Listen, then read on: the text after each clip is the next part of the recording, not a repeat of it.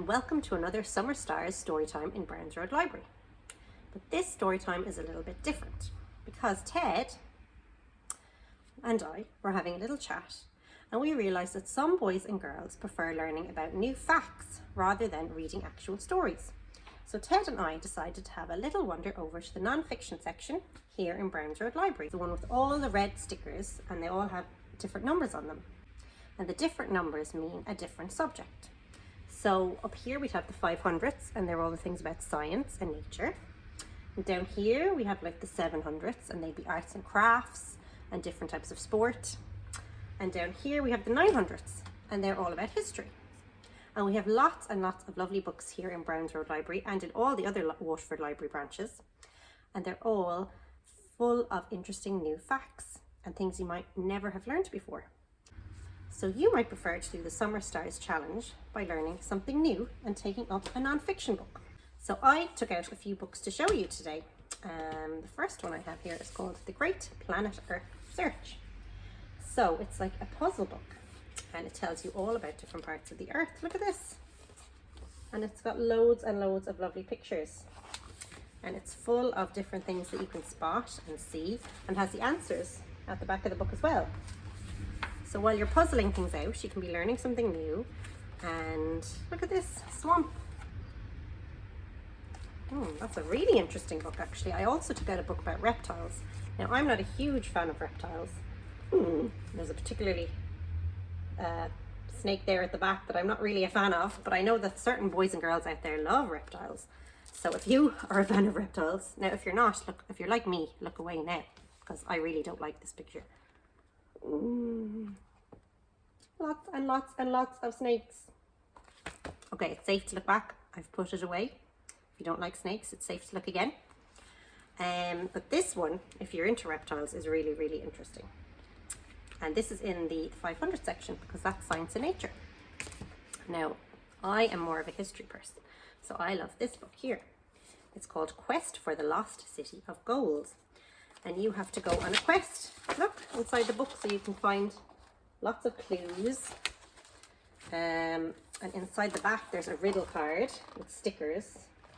So as well as learning lots of interesting things, you'll be solving a puzzle, like a mystery. So that would be one of my favorites. I love this one.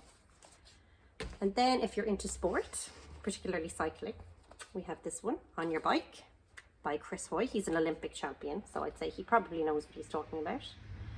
So it tells you how to choose the best book, how to set up amazing stunts, and how to mend your own punctures. So if you're into cycling, look at this. A really handy book to have. We don't just have books about cycling in the sports section, we also have books about gymnastics and football and swimming and running, loads and loads of different books. And if we don't have them all here in Browns Road, they're in all the other branches across Waterford. And because we're connected to all the branches in Ireland, you can also order a book that you want through our system.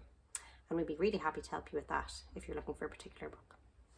So this last one, I'd say this is probably one of my favorites. More even than the other one with the Lost City of Gold. Because this one it's all about a time traveler who goes back in time to ancient Egypt. So she gets to record history at first hand. So when you look in it, it's like a little diary.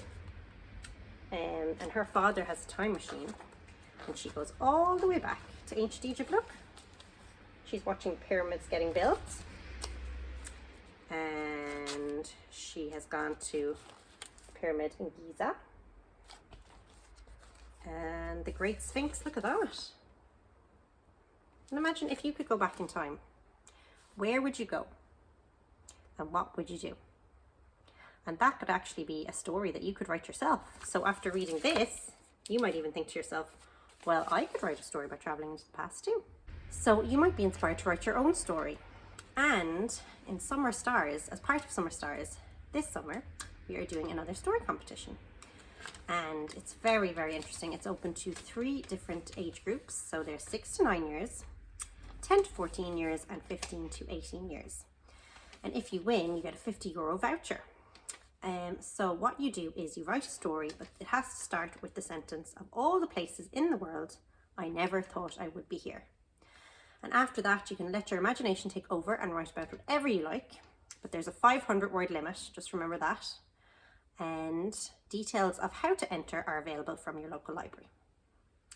Now I'm going to finish my little chat to you today with this book, and it's called The Great Irish Weather Book, and it's by Joanna Donnelly, and it's published by Gill Books. So this is an absolutely fabulous book. Can you see it there? It's all about all the different weather that we have in Ireland, and as you know, in Ireland we can have all different weather in the space of a day. You can wake up and it can be sunny, then it could start to rain, and you never know, it could even start to snow by the time you're having your dinner in the evening. So Joanna Donnelly tells us all about the different types of weather in this book, and actually it's really cool because she also does a little bit about the different types of storms that we've had, like Storm Ophelia. Does anyone remember that? And the really heavy snows that we've had. But what I found really interesting in this book was the section all about folklore. So folklore is the way people passed on useful information before they were written records.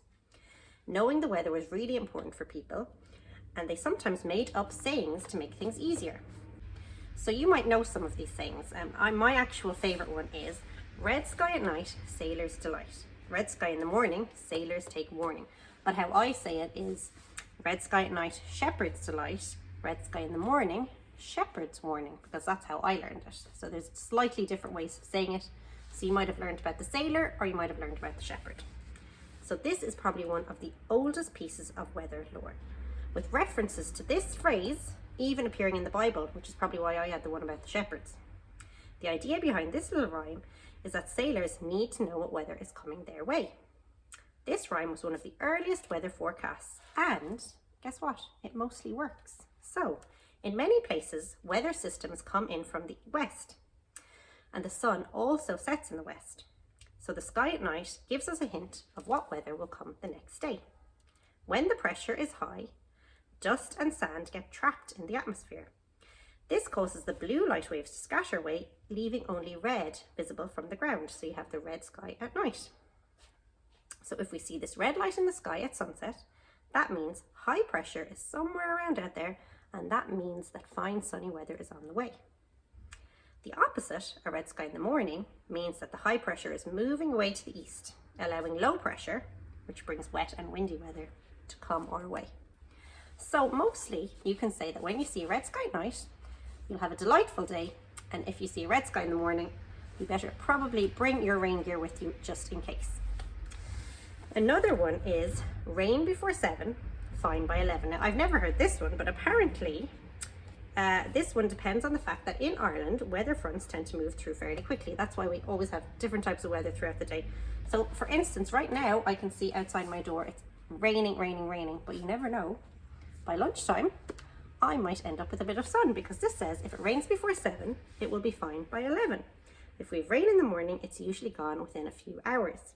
It doesn't necessarily work well, however, in the rest of Europe, because rain fronts take a little longer to move through. So I suppose we get a lot of rain here, but we're quite lucky because it tends to move over quickly. It tends to pass us by quickly, and then we can move on to some sunny weather in the afternoon. And the last one I'm going to tell you about is cows lie down when it's about to rain. I have never heard this one. I don't know if it's true. Will we see? Do they? There's no scientific or meteorological, so meteorological means something to do with the weather, meteorological explanation for this. People suggest that cows might be more sensitive to changes in the pressure and wind, or that they can smell rain. So Joanna says, I find it highly unlikely, but I would never argue with a cow. And you know what? I agree with Joanna. I would never argue with a cow. So if you see the cows lying down, your probably best bet is to prepare for some rain just in case. So I hope you enjoyed our little chat about all our non-fiction titles today. Remember, you can pop down to your local library. You can see me in Browns Road, or you can pop into whichever branch of Waterford Libraries is near you. Head for the non-fiction section. That's the section that has all the red stickers on it with the numbers.